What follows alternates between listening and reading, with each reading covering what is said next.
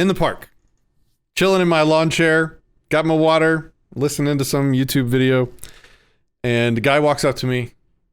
I didn't recognize him. I suspected it was somebody there for the meetup, so I was kind and opening and welcoming as a new person walking up. Turns out it was just my weird hair that attracted, and probably because I was alone, that attracted him to me. He was a dude that wanted to talk to me about God and Christianity. And he asked me if I would mind him recording the conversation. And, I'm thinking, wow, this is a guy that believes what he believes in strongly enough that he's willing to walk up to strangers in a park politely and want to engage in conversation about those beliefs and about reality and about the ethics around it. And the first thought that entered my mind was, holy crap, why are more of us not like this guy that believes so strongly that he believes that he is fighting for my eternal soul? What a noble thing for him to do, to approach me like that, to try and have that philosophical conversation in the park. I was inspired. I'm still inspired by that. I need to be doing that more. We need to be doing that more. Talking to people, trying to help them. Really, really cool. And so, he asked me if I would mind him recording the conversation, and I said, yeah, of course not. Would you mind if I record it? So I pulled out my phone and hit record. And, I'm caught a little off guard. I was just kind of chilling. It's like the heat index in Texas this evening was like 111 degrees. I'm in the shade, so it just feels like, 104, probably 105. I'm hot, sort of distracted, a little grumpy, but I think it was still a really cool conversation. He wasn't probably expecting the level of pushback that he got from little old random person sitting in a park. So I hope you guys enjoy this video. It's probably 10, 15 minutes long. I'm going to pop down in the corner here. My phone split it up into 2 video files. But let's do this. Here we go. That's exactly what Jesus did for us. A lot of people know that he sacrificed. Oh, I started the wrong one first. Here we go. What's your name? Tyler. Tyler. I'm Patrick. Nice to meet you. You wanted to talk to me? Yes, sir. All right. Now, imagine just being a guy walking up to a guy in a park and getting Patrick Smith. Like, in terms of the lottery of random strangers to walk up to with a conversation, I guess he probably, I don't know if you'd say he won it or lost it. I saw the hair and it caught my attention. I said, he looks like a good guy to talk to. Ready when you are. What's up? So do you believe in the afterlife? No. No? Why not? No evidence. No evidence? So you believe in the scientific impossibility that something came from nothing? I don't think that's the same thing as asking about the afterlife. Well, because if you don't believe in the afterlife, you got to think about everything around you and how it came about, right? Why? Why does that follow? Because, like, you see trees. Okay, so like this. You look at a building, right? That's evidence of a builder. You see a painting, that's evidence of a painter. You see the trees, a human being, puppies, the sky, that's evidence of a creator. Why? Because something can't come from nothing. It's impossible. You see what I'm saying? Why does it have to be a creator, though? Why is coming from nothing, not being able to come from nothing, equal to a creator? Because it has to. What else could it be? Well, that's not an argument. What do you mean? What else could it be? I don't need to make your argument for you. You tell me what else it could be. It has to be God. Why? Because something can't come from nothing. It's scientifically impossible. Therefore, creator? Where else could it have come from? Nowhere besides God. Well, that's the burden that you have to prove. I just proved it to you. I'm not making the positive claim that nothing can come from nowhere and it has to be God. You have to make that claim. What could it be, though? Universe, higher power? I don't have to prove that. Right. The burden of proof is on you. You're making a positive claim that it did come from God. So the burden of proof of that evidence is on you. Well, let me ask you something. Do you believe in evolution? I don't know. Maybe, probably, a little. I'm not an expert on the topic. Right. Well, the father of evolution Charles Darwin was actually a racist. He believed that like white people were the superior race, which is absolutely not true. Sounds like a douchebag. Yeah. Right. And basically, it's unprovable and it's unscientific as well, and that's something that deceives a lot of people because there's not one example of a change of kind. Speciation and adaptation, yes, but an actual change of kind, like a monkey changing to a human, there's not one example. But let me ask you this, do you think you're a good person? I try every day. Yes, Stealing Fire. I have heard of street epistemology. I did not have that loaded into my RAM at the moment. Sitting there in the park, I was listening to another video debating ethics of some other topic, so wasn't really prepared for this debate. I would have loved to have remembered in the moment the street epistemological tactics and strategies and scripts, but that was a missed opportunity. I still think I did pretty good, though. It'll be, yeah. You mind if I put that to the test? Sure, yeah. Okay, so have you ever lied before? Yeah. What do you call somebody that tells lies? It depends on the purpose for their lying, probably. So if they're lying in self-defense, I would call them a good person, acting in self-defense. If they're lying to defraud somebody, I would call them a fraudster. Yeah. If they're lying to hurt somebody, I would call that a bad usually call liar. them liars. Yeah. Right? People that tell many lies. Well, like if I lied to save my kid from getting hurt from somebody, you wouldn't call me a liar, right? Like if a bad guy broke in my house, is like, "Where's your daughter? I want to hurt her," and I'm like, "She's in the house up the street." You're protecting your family. That's different. But I'm lying. But that's a little different than like. I see what you're saying. Have you ever stolen anything before, no matter what it's of its value?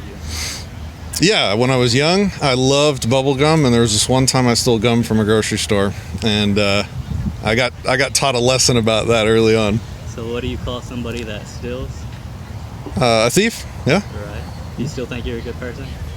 Now, yeah. I don't currently steal. Like, you have to start by defining what does a good person mean. You're asking me if I think I'm a good person? Yeah, based on my definition of good person. So you think Well, what's your definition of person?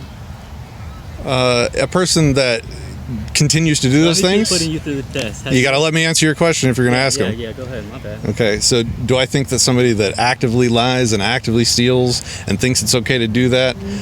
No, I wouldn't call that a good person.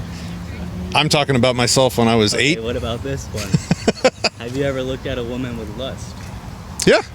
So, Jesus said that looking at a woman with lust is the same as committing adultery. Wait, I can't look at my wife with lust? Your wife, that's different because you're married to her. But it's lust. No, because that's your wife. Precision in language is important, friend. If it's different, if it's like not your wife and you're looking at the woman with lust, that's adultery. Even if you don't do it, because God knows if you had the chance, you would be over there like that, If you had the chance to hook up with that woman, if you're looking at her with lust, you would be there and do it. Okay, is that a problem? What do you mean? Looking at a woman with lust. Yes, because you're committing adultery. Says who? Jesus. Well, you're begging the question. I haven't agreed that Jesus exists, so I'm not really concerned with his moral evaluations of my actions. Well, where do you think we get morals from? That is an excellent question. Morality is the study of it's like the scientific study of ethics, of right and wrong, of figuring out the equation that you use to. At this point, I have to imagine this guy's like, oh shit, who is this guy? Judge an action between two humans or two sentient beings. Doesn't have to be humans. Well, if there's no God. So where do you get that? There's no absolute of moral accountability. So like, if there's no God, then basically I can go kill somebody and do whatever I want and say, who are you to tell me that that's wrong? Do you know what rights are? Yes. What are rights?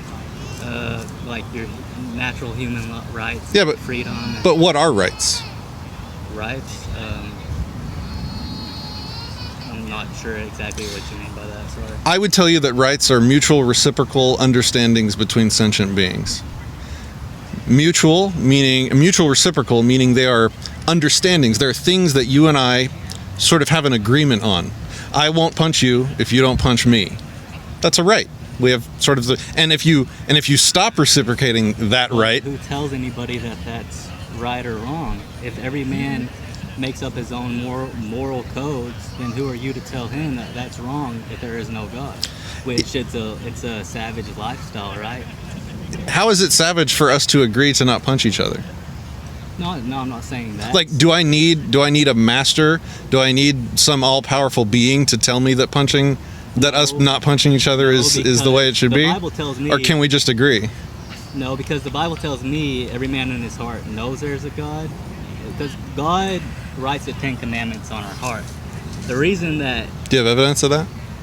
Yes, I do, because you have your... Can you print it out and fax it to me? Or fax? I just said fax it. Can you email it to me? Somebody in the face is wrong, right? You want the scripture?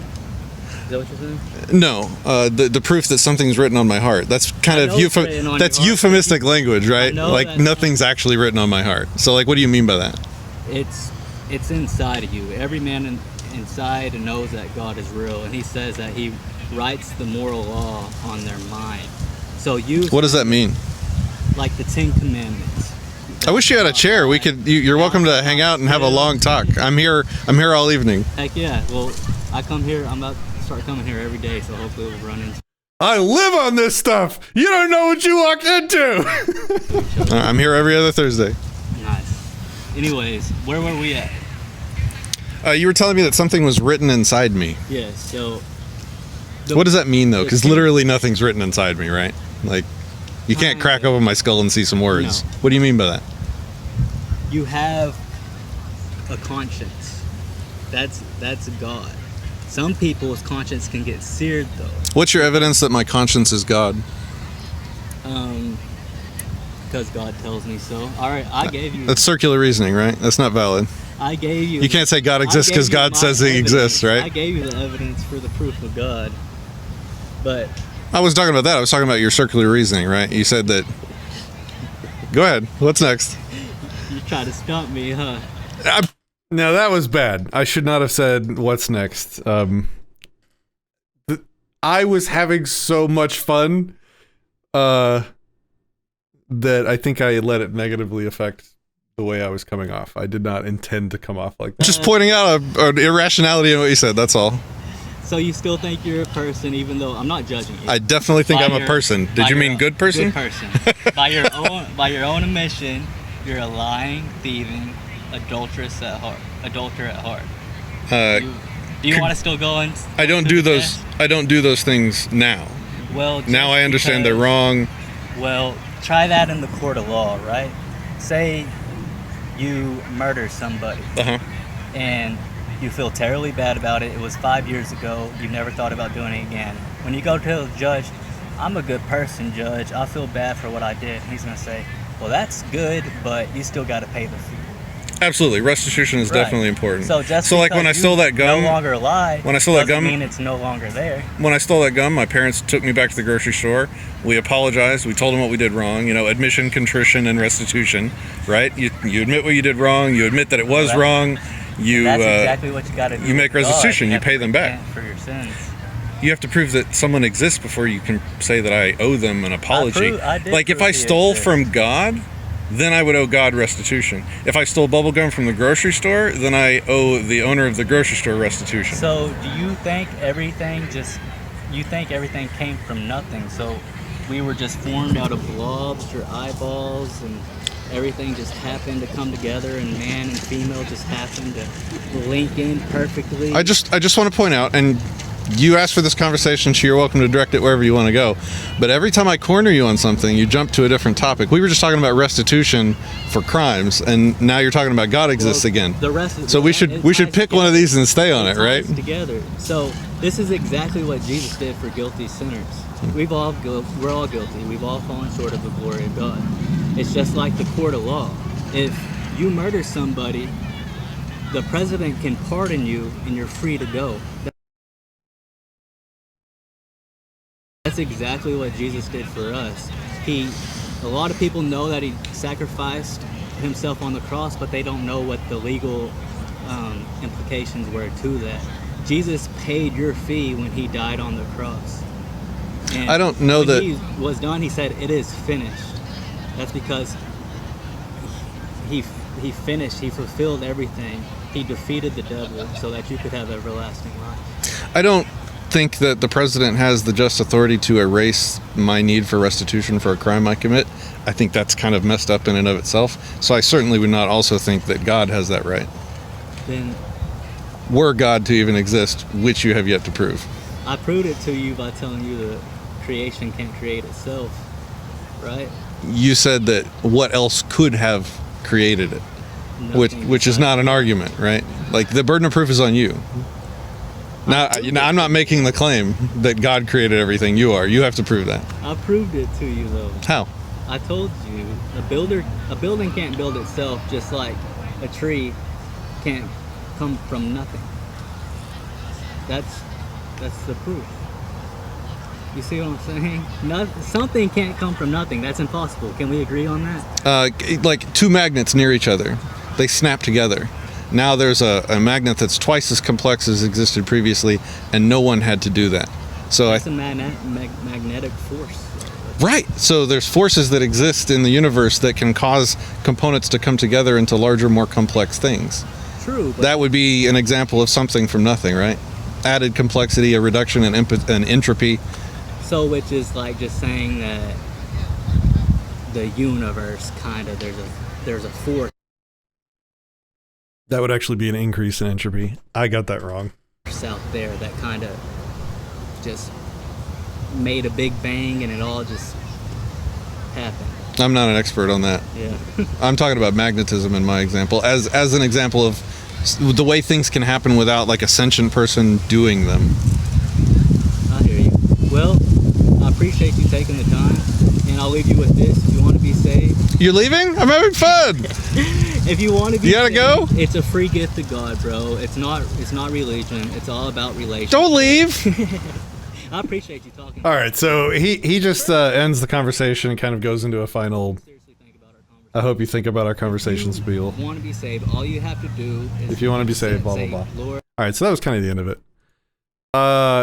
I'm definitely loving the fact that I have this recorded because I watch it back and I see all kinds of stuff that I could have done way better. But the point I wanted to, the reason why I wanted to share this with you guys is because it should be really inspiring and it should point out to like something that most of us are just not doing nearly enough of. This guy believes what he believes and believes it will help people so strongly that he is out in the park talking to people about it. That is damn near heroic. We need to do that more. I want to do that more. I love that. That is awesome. And having it on video helps us to like examine what we did well and what we didn't do well and improve over time. This is fantastic. This is absolutely fantastic. Like, as this guy was walking away, I was like, dude, I'm so proud of you. That was awesome. And I gave him my contact information. And I hope he's watching this video right now because I gave him the channel website and, the channel name and all that stuff. And he knows that I have the video and I'm going to post it. So I hope that he's watching this to hear me compliment him. While I don't think any of the arguments that he made were sound, just a person that cares enough to try and argue this stuff. That is so cool and so rare. And so if you're listening, dude, please reach out using any of my socials, send me a message on YouTube, join our Discord server, whatever. You're welcome on this channel literally anytime you would like to continue that conversation or let me challenge you to some different conversations on different topics. I just for who you are in and of itself, wanting to do that, I admire you and I appreciate that.